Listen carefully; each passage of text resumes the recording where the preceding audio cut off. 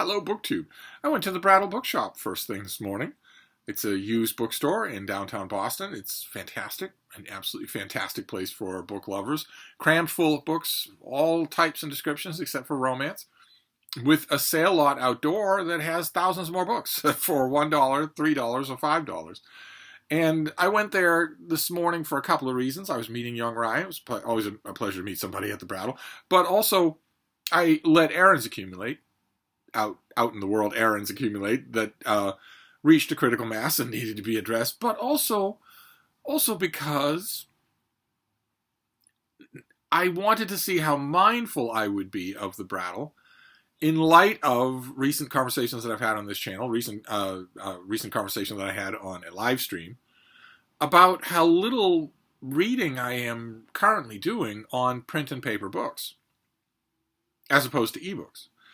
Ebooks, yes, lots and lots, lots and lots of them. Publishers, for instance, when they send you a new book, will often send, as a preliminary, they will send you a file of that, an electronic file of that book.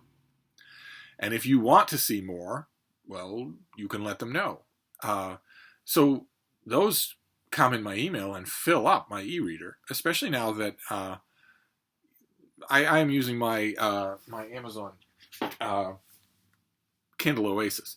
And for a long time, that was a bar. That was a problem because Kindles didn't take EPUB, which is the universal ebook format. But now they do. So this takes everything now. It takes PDFs.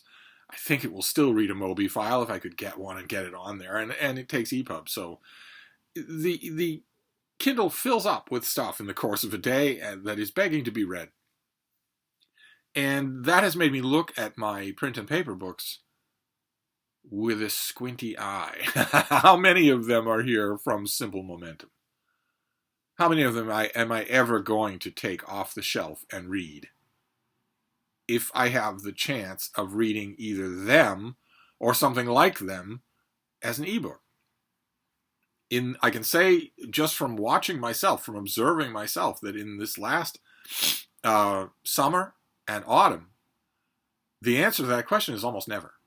The answer to the question, how often am I going to pull down one of those books and read it, is almost never. Especially if I have an ebook of it. Then, there's not even a question. I don't even think about it anymore, which raises the question of why I have so many of these things when... but it also raises the question of, does that mean no more Brattle? I mean, I love the Brattle bookshop. Probably I would go there anyway, even if I weren't getting many books.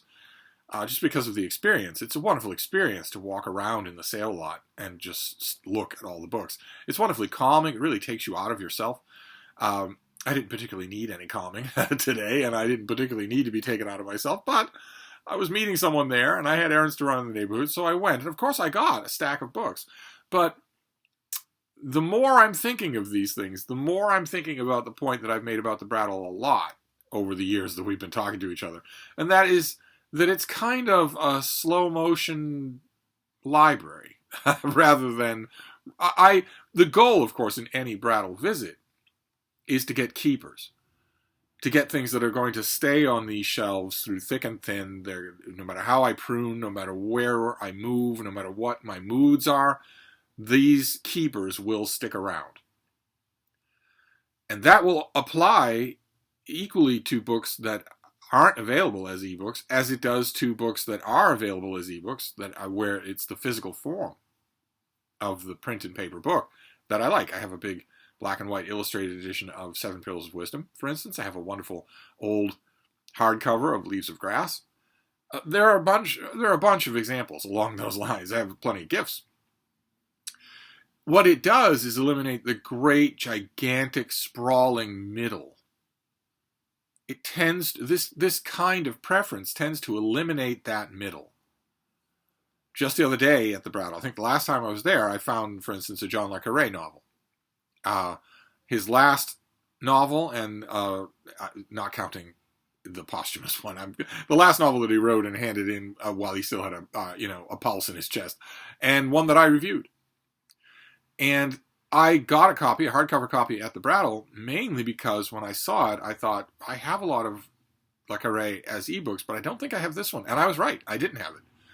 Uh, something like that, sure, I guess. I had a copy just like that I reviewed. I was very grateful that I got a chance to review John le Carré while he was still alive. But think about something else. Think about, what's another candidate? Well, Star Trek books, Star Trek paperbacks. If you have those as ebooks, why would you ever want them as print books? Why would you ever want to fill an entire 2 bookcases with those things if you can have them as ebooks? Why would I want to do that? I wouldn't want to do that. Same thing with, oh God, the examples are endless. John Creasy's Toff novels. How many of those did he write? 200? They're great for an hour of reading, but why would you want to have all of those paperbacks if you don't need to? Why would you want to have all the paperbacks in the world of Agatha Christie? Or the examples are endless. The Yale Monarchs Library, the series of biographies about Yale monarchs, a million books on the Kennedys. You name it. Almost you name it. There are plenty of things out there, print and paper objects out there that are not in electronic format, or that are best enjoyed in their print and paper format, even if they are in electronic format. And I don't know if that was on my mind today. I don't think so. I try not to go to the Brattle sale lot with any kind of overarching purpose. Nevertheless, looking at the stack of books that I got, I can't help but notice that I really doubt that any of them are in electronic format, or ever will be, or that I'll ever find them. It doesn't matter. That wasn't my goal. My main idea when looking at these books is that I don't know how many of them will be keepers, if any. In which case, I don't have a problem with bringing home an armload of books from the Brattle every time I go there. I don't have a problem with that if I'm not going to keep them, if they're not going to load these already overloaded shelves. So I don't know, looking at these, how many of them are keepers. I suspect only one. But you never know. We shall see. Let's see what we have here. So we can start with paperbacks. I got 2 paperbacks. One is a Daw Yellow Spine mass market paperback. Once upon a time, these were absolutely synonymous with science fiction, at least in America. And once upon a time, I had a huge number of them. I've never been a collector in that way of books, or completist, so I never tried to have them all. But you knew when you saw these things, these Yellow Spine Daw mass market paperbacks, you knew when you saw them that they were probably going to be a good read. I have no idea what a complete library of these things would look like. I have no idea what a complete library of these things would cost now. I used to have a lot of them, and they frittered away over time. I found one today that I don't believe I've ever read. What is this? Where are you from? 1981. This is from 1981. It's by B.R. Statham, and it's called Banners of the Seine. And there we have the main character. It's a rather lovely cover there with a sailing ship in the background, sailing in the air. This is about a man who falls to a planet from the stars and is taken by them as a messiah. And he's not, of course, because they never are. But this will be, I gather from the description on the back, that it's sort of a mix of science fiction and a brooding on religious themes. This is from 1981. I don't know if the author is still alive. I'm going to assume that he's not, but I'm always wrong about that. But I just noticed there's a receipt in here from Wordsworth from 1996. Someone bought. Oh, well, no, I guess they didn't. How interesting. There's a receipt in here from Wordsworth. I don't know if you can make that out, but Wordsworth used to be a great bookstore here in Boston, over the river in Cambridge. And it says Wordsworth, a complete discount bookseller, and the date is October of 1996. And there are a list of books here. There's a list of books that the person bought, but this isn't one of them. Why would you put a receipt for some other purchase in with this? I guess I'll never know, right? Books can't speak, so you can't get the provenance. Daughter of the something or other. Rise of a Merchant, maybe that's Rise of a Merchant Prince. Silverthorn.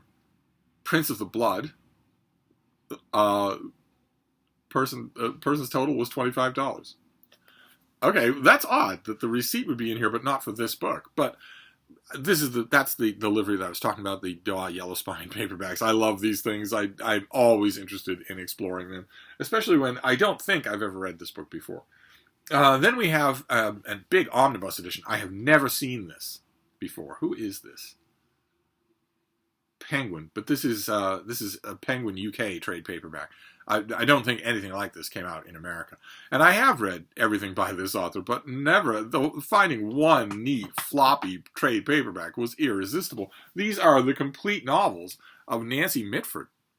Look at the size of this thing. Just a floppy trade paperback. So this has Highland Fling, Christmas Pudding, Wigs on the Green, Pigeon Pie, The Blessing, Don't Tell Alfred, and of course her two big breakout books, The Pursuit of Love and Love in a Cold Climate, all in one volume. I have no idea what this would be like. This is the same size as the U.S. Penguin Deluxe Classic of the complete Jane Austen. I have no idea what it'd be like to read, to pick like one book in here and read them. Of course, I will, since I have this, and since I have this thought in my mind that, I'd better use my print library. I better not accumulate print books anymore. I better use what I have. Intentionally use what I have, not just toss it on a shelf and wait. I don't tend to do a lot of that anyway, but I guess not a question so much of that I should read right away the stuff that I get from used bookstores, but rather that once I've read it, I should decide right away whether or not it's staying. As opposed to reading it and thinking, well, that had some good moments, I'll chuck you on the shelf. Not every book is a keeper. Most books are not. This one might be. I don't have this author in any other format. I don't have any of the mass market paperbacks that ever came out of Love in a Cold Climate. I don't have the old Modern Library hardcover. Modern Library used to do those two books, Pursuit of Love and Love in a Cold Climate. Modern Library used to do a little volume of those two together. I don't have that. Haven't had that in forever. So, and plus, I've never seen this before. It's always kind of thrilling to find a book in a format that I've never seen before. So it might be a keeper. You never know. This next one will not be a keeper, but I will certainly read it with interest. I don't think this ever came out in America, or if it did, I missed it completely. I think I missed it completely. This is by Will Loxley, and it's called Writing in the Dark. And it's about the Bloomsbury Group and Horizon magazine during the war. So what have we got here? Oh, somebody put in a review. Somebody tucked in a review of this thing. Are you going to tell me when? Are you going to tell me where this was? That is Cyril Connolly.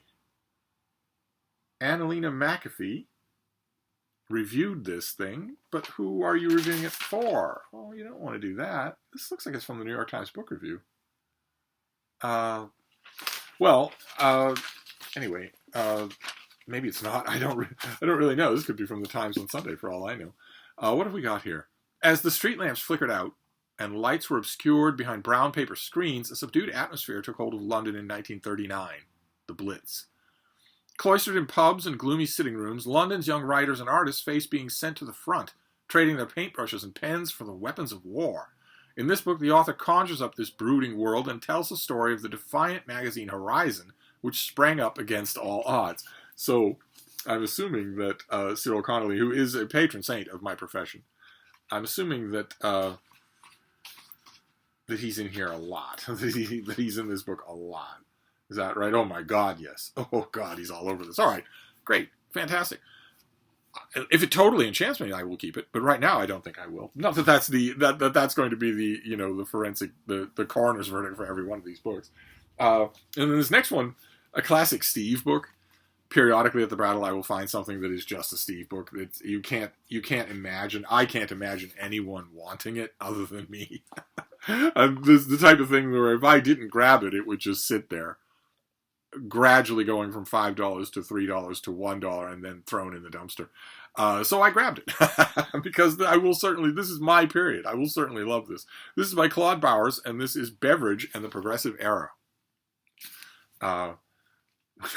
which came out in 1931, I want to say. 1932. Came out in 1932. There is United States Senator from Indiana, Alfred Beveridge. This came out in 1932, which is why it could unironically have fasces on the cover because that is meant to, that at the time that this was brought out, the Roman fasces, the axes bundled in rods, was kind of an informal symbol for statesmen, for an elected or representative statesman of some kind. It was right around this time that Franco and then Mussolini were turning that into an emblem that you can't have on your book. you can't have it on your book because it's going to become fascism. Those are the Roman fasces. A Roman elected politician who had imperium, who had sort of don't touch me power, would have attendants carrying those things ahead of him and behind him to signal that he was a civically sacred person. But that doesn't mean that anymore, and it's never going to mean that again. thanks to things that were happening right around the time when this came out. This is about. Can we get the title page? This is about Beveridge of Indiana and the progressive era just in general. So Theodore Roosevelt is all over this. A bit of McKinley, a great deal of Taft will be all over this. And Beveridge was two things. He had two parts in his life. He was an elected politician who had a knack for making wrong decisions. He had a knack for backing wrong horses, championing wrong parties or wrong movements. But he was a largely respected figure in the Senate. And then the other career that he had was as a historian.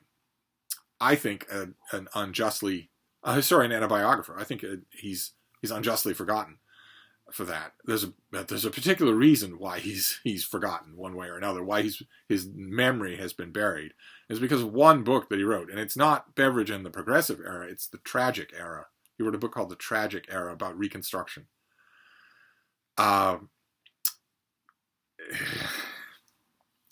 He was a friend and confidant and correspondent with all the most powerful and influential people of his day, with tons and tons of writers in his day.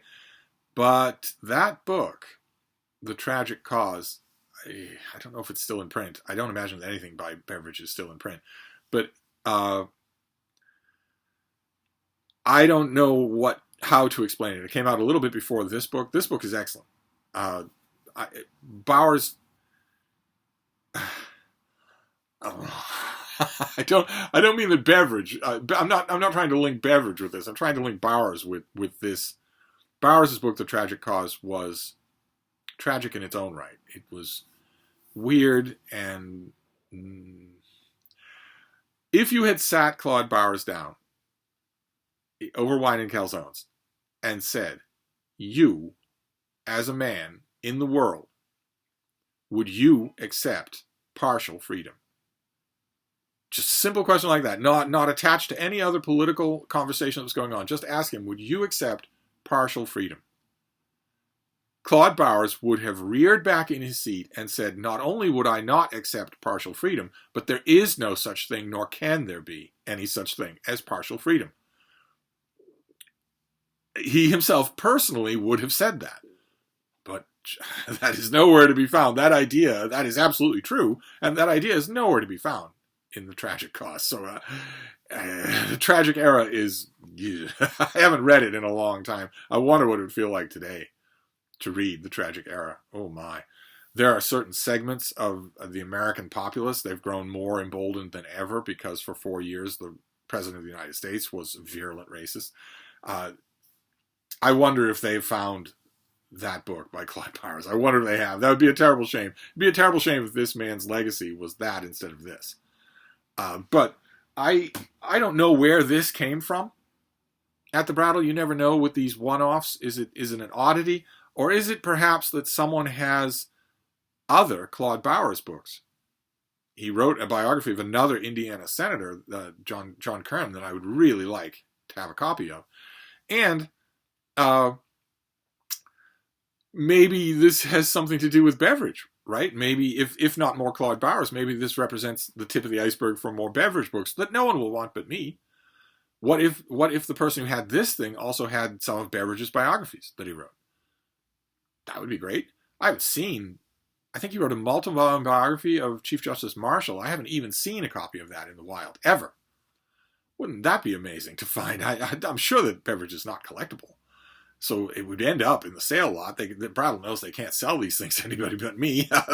Also, if I remember correctly, there was at least one volume of letters. I would love the letters of Senator Beveridge. I would love that. But you never know. Is this the tip of the iceberg for Claude Bowers or for Senator Beveridge or both? No idea. I'll have to keep going back to find out. Then this next one's kind of eerie. Last time I was at the Brattle, last week, I shopped around in the sale lot. And of course, I love the sale lot most of all because the serendipity, it's not predictable in any way. But I also go into the shop. That's where all my old friends are, so I can talk to everybody there. And that's where a lot of old regulars are. I can talk to them as well. And I also look around in the shop.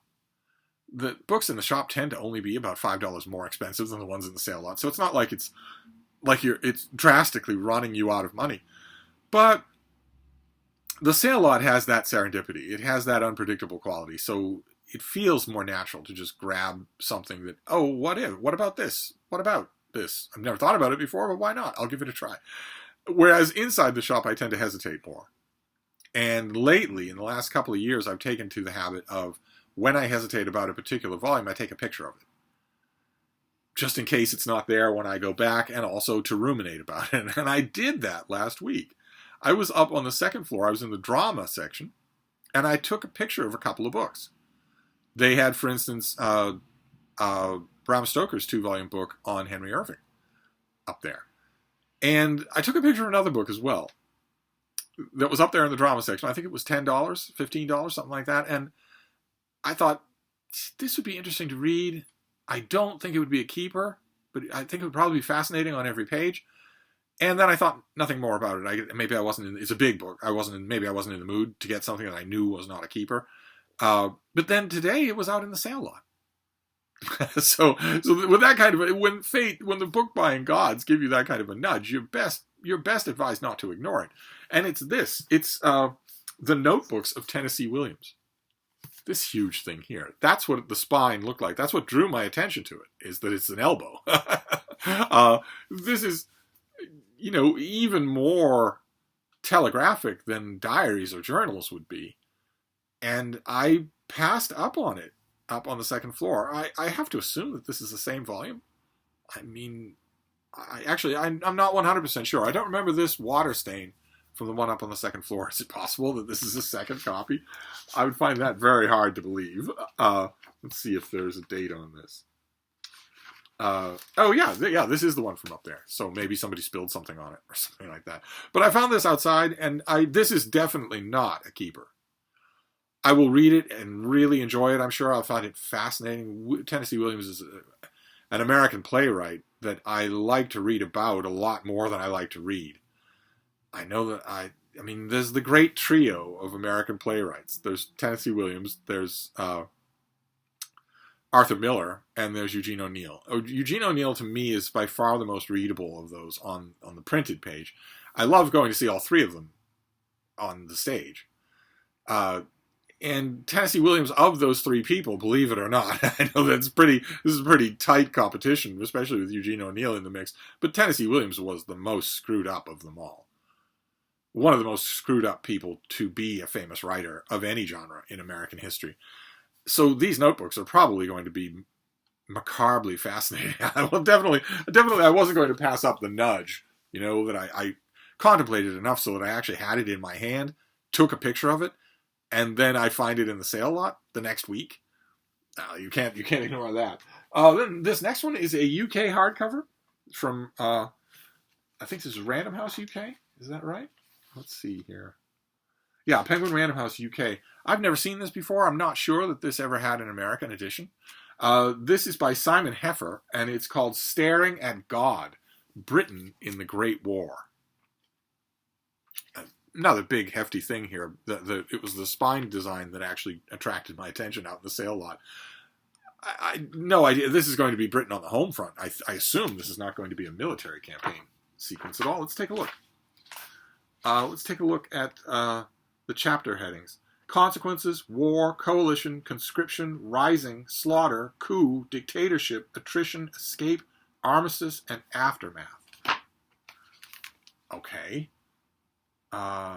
After a vivid account of the fraught conversation between Whitehall and Britain's embassies across Europe as disaster loomed in July of 1914, the author explains why a government so desperate to avoid conflict found itself championing it. He describes the high politics and low skullduggery that saw the principled but passive Asquith replaced as Prime Minister by the unscrupulous but energetic Lloyd George, and unpicks the argument between politicians and generals about how to prosecute the war, which raged until the final offensive. Okay, well, this again is not a keeper, but the subject fascinates me. I don't think I've ever read this. Pretty sure that I have not. So it'd be a nice, solid palate cleanser,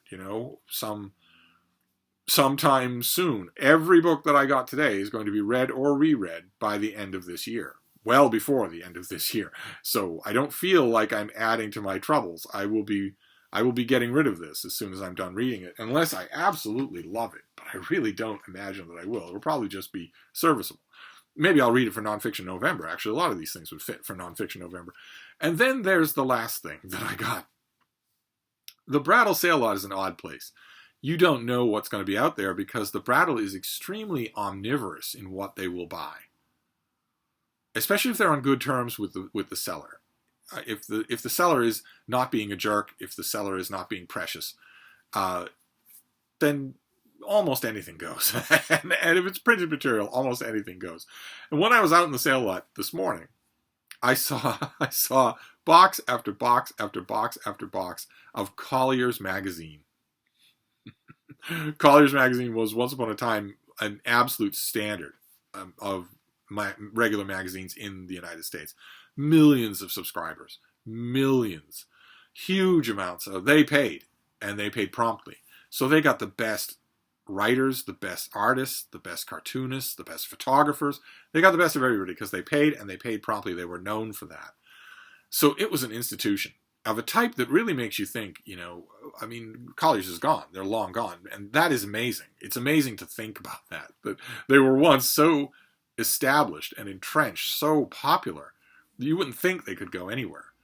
But there in the Brattle sale lot for $5 each was every issue of Collier's magazine. Just boatloads of them. Boxes and boxes of individual issues of Collier's magazine. So if you live nearby to the Brattle bookshop, or, an afternoon's trip or not, and you are a collector of old magazines, you should go and just get as many of them as you can carry. They are the kind of thing that will not crop up in general internet searches, I guess is how you would do it. If you are a collector of these sort of things and you live in a kind of book desert, you're never going to see this number of magazines before. And I was looking at them. Of course I was. I was looking at them. I was picking through some of them. But I kept telling myself in increasingly loud tones, you are not going to buy any of these. You're just not. You're not going to buy a copy of Collier's magazine from a random week in 1901. You're not going to do that. It's a momentary interest, and then what are you going to do with it? It's just going to sit around, gradually falling apart. You're not going to do that. And I was looking at the boxes and boxes and boxes and thinking, all right, well, you're not going to buy one of these things, but what if? What if there's an issue entirely devoted to William Howard Taft? What if there is? With a profile or an interview or a visit to the White House or something like that. Wouldn't I want that issue? And I thought to myself, no, you're not even going to look through every one of these issues. You don't want any of these. You don't. It's a fascinating thing to look at, but you don't want any of them. They would just get shuffled from one place to another here once you were done with it. It would take you 5 minutes to go through it, and then that's it. So I eventually got through the end of the Collier's boxes, and I felt kind of bad. I felt kind of bad with myself. I was righteous, but bad. It was a good idea. I don't need any individual issues of Collier's magazine from 100 years ago. But then I was looking at the books, and I found this next thing and thought, okay, well, like I said, if the gods are poking you in one direction at the Brattle, you can't say no. You just can't, or you're inviting disaster. I found this on the shelf. A cavalcade of Colliers. A big hardcover collection, a big anthology of bits and pieces from Collier's magazine. And if it hadn't been for all of those individual issues of Collier's, out in the sale lot, I might have seen this thing and ignored it. But since I saw all those issues and intentionally told myself not to buy them, when I saw this, I thought, all right, well, fate only knocks twice. Then it bursts the door down. So I grabbed this, and I don't mean to sound it as a burden. This is going to be wonderful to read. Absolutely wonderful. Who all is in here? Almost certainly some famous names. Let's take a look at the table of contents, shall we? The H.G. Wells, Winston Churchill, Frank Norris, Finley Peter Dunne. He's not famous anymore, alas. Arthur Conan Doyle. The Adventure of the Dancing Men is in here for Arthur Conan Doyle. Who else? Samuel Hopkins Adams, who came up just recently in a Q&A. Jack London. George Bernard Shaw again. P.G. Wodehouse, great, fantastic. Sax Rohmer is in here. Charles Eliot is in here. Nobody will care about that but me. Ring Lardner. Babe Ruth, Why I Hate to Walk. It's by Babe Ruth is in here. Douglas Fairbanks, another Samuel Hopkins Adams. Wow, a lot of names that I know here that I don't think many people will. Stephen Vincent Benet is in here. Alexander Woolcott is in here. John Marquand is in here. Newt Rockney has a piece. Good Lord. I wonder who wrote it for him. If Babe Ruth couldn't write a piece, then Newt Rockney certainly couldn't. Let's see here. Anybody else? Damon Runyon, Bud Schulberg, who's not well known now, unfortunately. C.S. Forster is in here. Hornblower and His Majesty is the name of it. Agatha Christie, McKinley Cantor, Alfred Hitchcock. Great. Okay. F. Scott Fitzgerald. Good. Jack Finney, Cornelius Ryan. And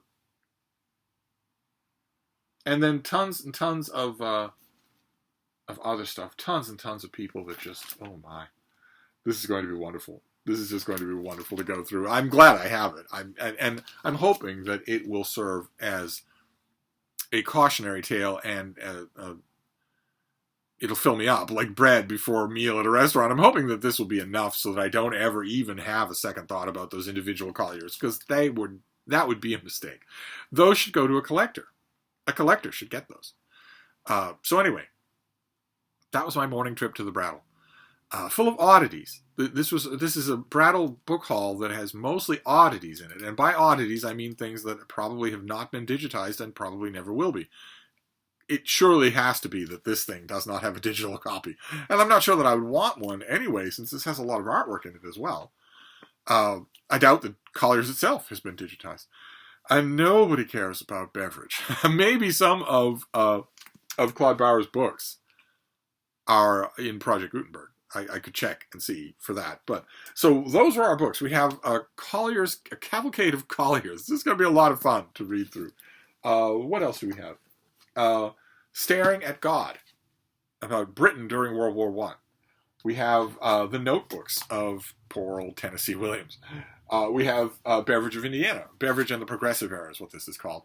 I think there was a biography of him that was called Beveridge of Indiana. Then we have Writing in the Dark, Bloomsbury during the Blitz. How's that for fascinating?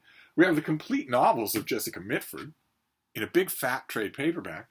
And finally we have, what is this called again?